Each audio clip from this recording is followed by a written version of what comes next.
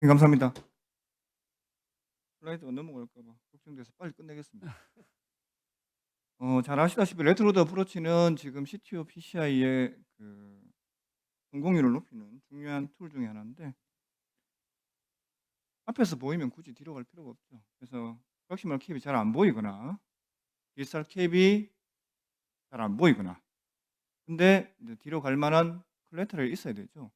최근에는 인터벤셔널 콜레터럴 말보다는 피지블 콜레터럴 말을 미국에서 많이 쓰고 있는데 어쨌든 전통적으로는 인터벤셔널 콜레터럴 시술이 가능할 것 같다라고 하시면 되겠습니다.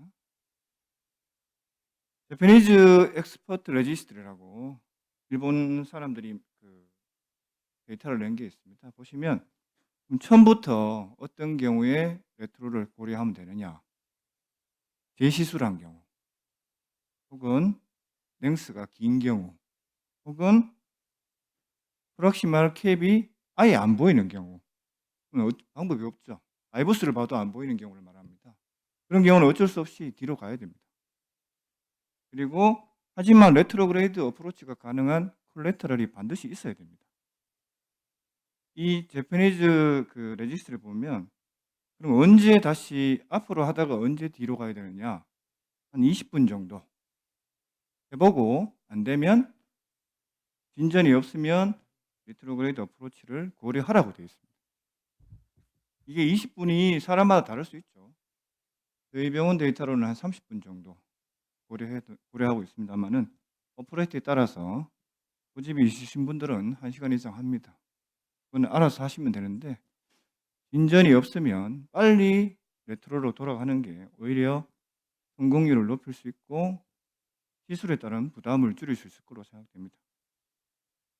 최근에 또 글로벌 알고리즘이라고 그래서 기존 나온 알고리즘을 썸머리한 게 나왔습니다. 똑같습니다. 프록시멀 캡이 잘 안 보이거나 디스탈 베드가 안 좋으면 사실은 인테그레이드 와이어가 쉽지 않습니다. 여기서도 보시면 반드시 여기 피지블이라는 말 써 있죠. 피지블 레트로그레이드 옵션이 있어야 됩니다. 레트로그레이드 어프로치를 하려면 반드시 콜레터럴 플로우가 좋아야 되기 때문에 콜레터럴 플로우가 좋은 사람한테 특히 콜레터럴 채널이 괜찮아야 됩니다. 저희 병원 데이터입니다. 그래서 저희가 프라이머리로 한 사람하고 레스큐로 레트로를 한 사람을 이게 시간을 좀 체크해 봤는데 그럼 어떤 경우에 레트로그레이드로 갔느냐를 처음 보기 위해서 인테그레이드하고 하다가 레스큐로 넘어간 사람의 베이스라인을 봤더니 되게 큰 차이가 없어요. 유일하게 차이 나는 건 JCTO 스코어인데 2점을 기준으로 했을 때 2점 이하면 앞으로 해도 충분하지 않을까. 뒤로 넘어간 사람을 봤더니 JCTO가 2.39. 그래서 오퍼레이터들이 되게 2점 기준으로 컴플렉스하다는 얘기를 씁니다. 근데 그 변수 하나하나를 살펴보면 밴딩은 큰 차이가 없는데 가장 큰 차이 나는 게 블런트 스탬프입니다. 블런트 스탬프 있으면 아예 시작을 못하니까 뒤로 가는 경우가 많고 제 개인적으로는 랭스가 길면 인테그레이드 어프로치 했을 때 인티말로 트래킹을 메인테인하기가 쉽지 않습니다. 왜냐하면 와이어 자체가 하드하기 때문에 중간에 한 번은 서브 인티말로 나가는 경우가 많아요.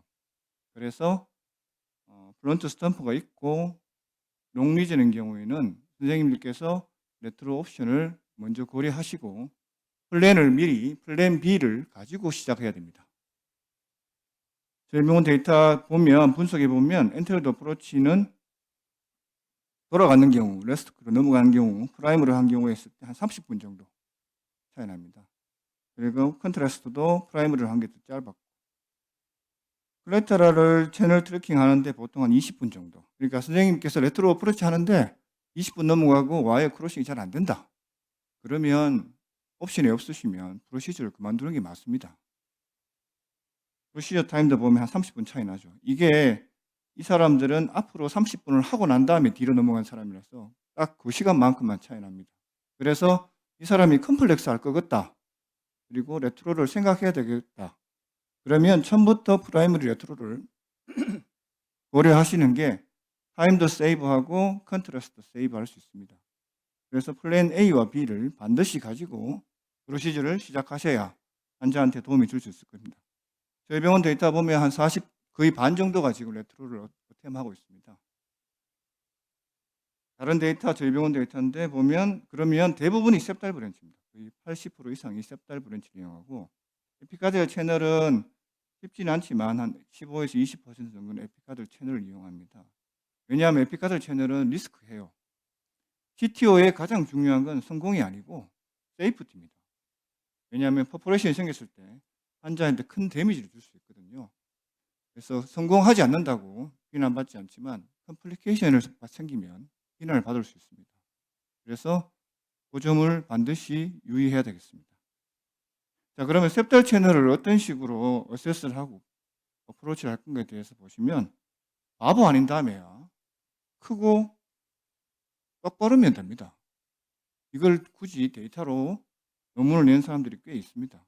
왜냐하면 당연하다 하는 걸 논문 내는 게 논문이죠. 두 가지 뷰를 반드시 기억해야 됩니다. 아레오 크레니얼, 아레오 카달이고, 크레니얼 뷰는 잘 아시다시피 엔트리 포션, 카달 포션은 엑시트 포션을 보는 겁니다. 그리고 두 가지 뷰에서 바디 포션의 토티아스티를 평가할 수 있습니다.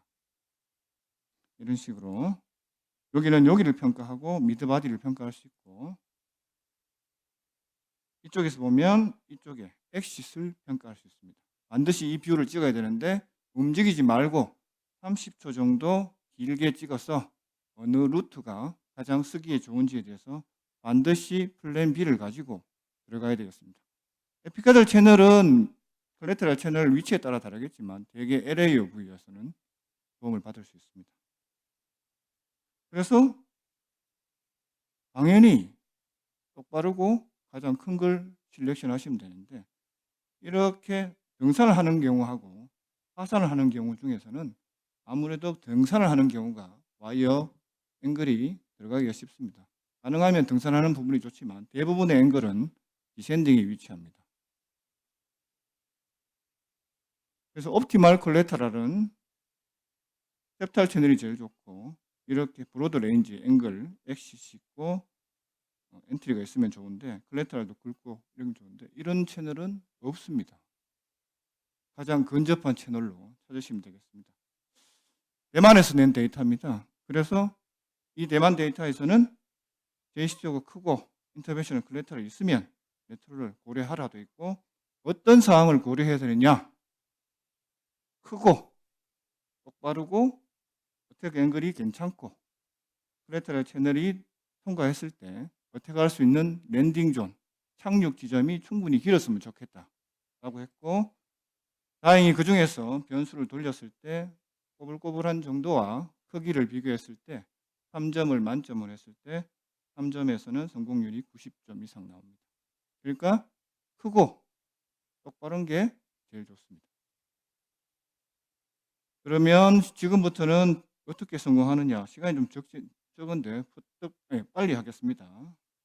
가능하면 팁 안주를 해서 어느 걸 실렉션 할지 찾으면 좋겠고, 팁이 실렉션 되면 실렉션된 팁 중에서 콜레터럴 채널 중에서 어느 게 좋은지 봐야 되는데, 연결되는 게 하나밖에 없으면 결국 이걸 선택해야 되죠.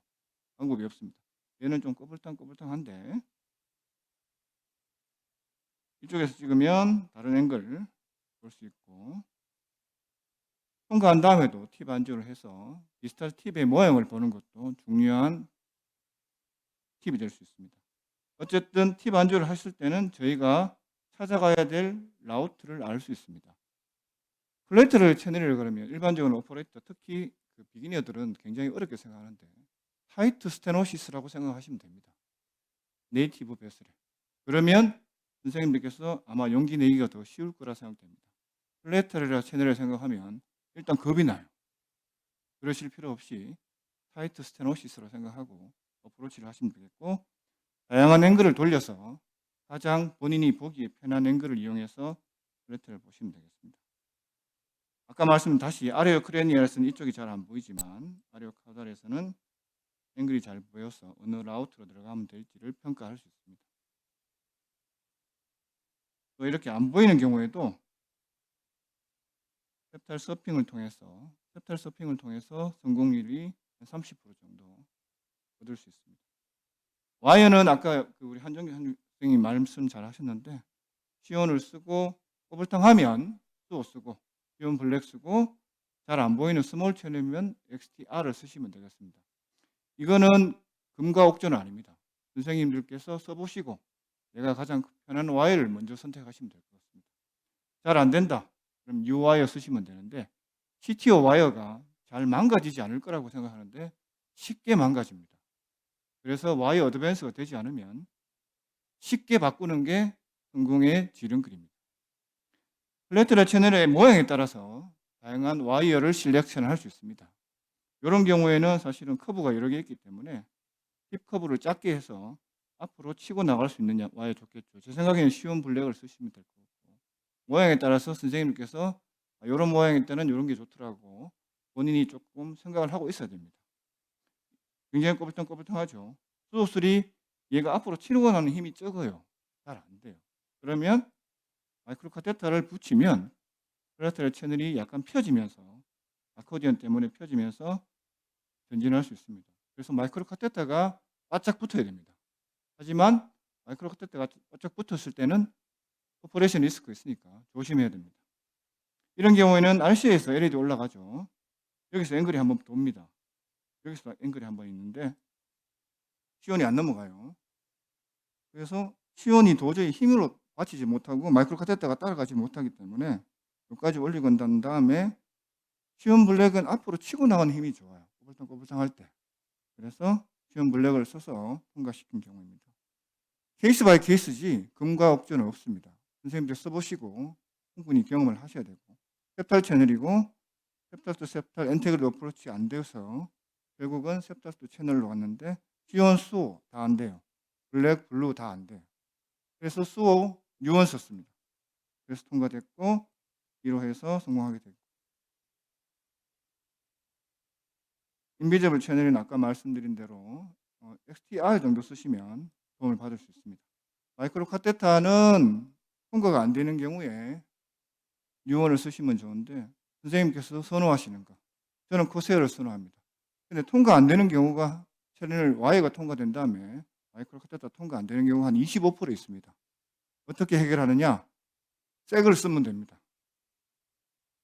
그래서 보시면 유언을 쓰시면 60% 성공할 수 있고, 백업 서포트, 가이드 익스텐전이나 발론 앵커링을 하면 마이크로 카테터 통과를 할 수 있습니다. 마이크로 카테터 통과를 하면 성공률이 90% 이상 증가하기 때문에 마이크로 카테터의 통과가 굉장히 중요합니다. 저는 가끔 이렇게 통과가 안 되면 카테터가 팁이 약간 망가지면서 뭉그러질 수 있거든요. 그럼 뒤로 빼면 카테터 팁이 약간 리쉐이핑이 될 수 있습니다.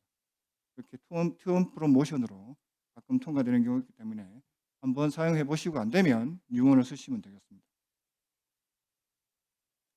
레트로드 와이어링은 사실은 여러 가지 테크닉이 있는데 기본 베이스는 리버스 카트입니다. 키싱 와이어든 와이어 마크 테크닉이든 기본 와이어 테크닉은 리버스 카트로 생각하시고, 엔테그레이드 볼론을 잘 집어넣어서 볼론 한 다음에 레트로그레이드 와이어를 통과시킨다는 기본 개념을 가지고 와이어 통과시키면 되겠습니다. 레트로 와이어가 잘 통과되면 다이렉트 크로싱 하시면 되고, 만약에 레트로그레이드 와이어가 통과 잘 안 된다, 그럼 엔테그레이드 와이어를 집어넣어서 키싱 와이어 테크닉을 해보시고 그래도 여의치가 않다, 그러면 와이어가 크로스하는 가장 근접한 부분에서 엔테그레이드 볼론을 하시고 거기서 리트로그레이드 와이어를 통과시키면 되겠습니다. 리트로그레이드 마이크로 카테터가 통과하지 않으면 리트로그레이드 와이어 테크닉 와이어를 가이던스 해서 엔테그레이드 와이어를 집어넣는 와이어 마크 테크닉을 쓰시면 되겠습니다. 시간이 초과해서 마지막 슬라이드 넘어가겠습니다. CTO 페일하는 이유는 엔테그레이드 와이어는 대부분이 100%, 거의 100% 엔테그레이드 와이어 패시지 페일리어입니다. 하지만 레트로그레이드 어프로치는 페일리하는 이유는 다양합니다. 보시는 바와 같이 와이어 자체가 채널을 통과하지 못하거나 리버스 카트를 못하거나 마이크로 카테터가 통과를 못하거나, 레트로드 어프로치는 어쨌든 와이어 컨트롤이 엔테그레이드보다는 어렵습니다. 그리고 포퍼레이션 리스크가 엔테그레이드보다는 높은 걸로 되어 있습니다. 그래서 거의 한 4분의 1 정도씩 컴플리케이션이 생길 수 있기 때문에 각 스텝에 어떤 허들이 있고 그 허들을 극복할 수 있는 방법을 선생님들께서 평소에 인지하고 계시면 성공률을 높일 수 있을 거라 생각됩니다. 이상입니다.